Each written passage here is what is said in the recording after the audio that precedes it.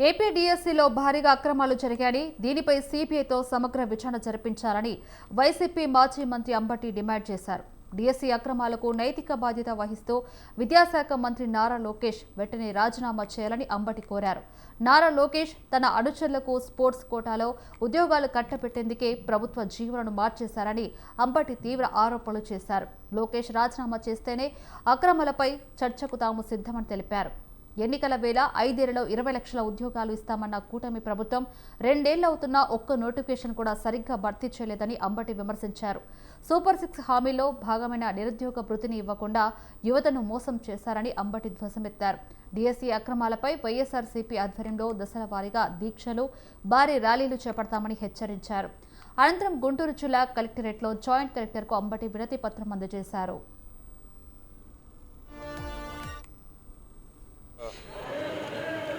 25 డిఎస్సీలో జరిగినటువంటి అక్రమాల మీద ఇంతకు ముందు కూడా అనేక సందర్భాల్లో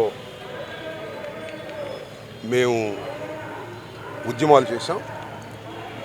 కానీ ప్రభుత్వం వైపు నుంచి సమాధానమే లేదు.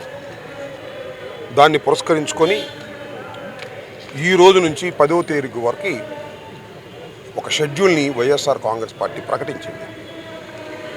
దాని ప్రకారం ఈరోజు ప్రతి జిల్లా హెడ్ క్వార్టర్లోనూ కలెక్టర్లకు వైఎస్ఆర్ కాంగ్రెస్ పార్టీ మెమోరాండాలు సమర్పించడం జరుగుతుంది. దానిలో భాగంగానే ఇవాళ కలెక్టర్ గారికి అంటే జేసీ గారికి మా విజ్ఞాపన పత్రాన్ని ఇవ్వటం జరిగింది.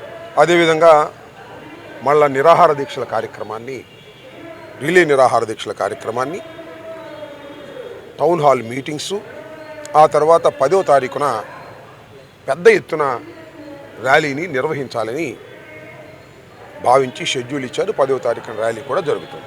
దీనిలో ప్రధానమైన అంశం, ఇది చాలా ఘోరమైనటువంటి స్కామ్కి రాష్ట్ర ప్రభుత్వం పాల్పడింది.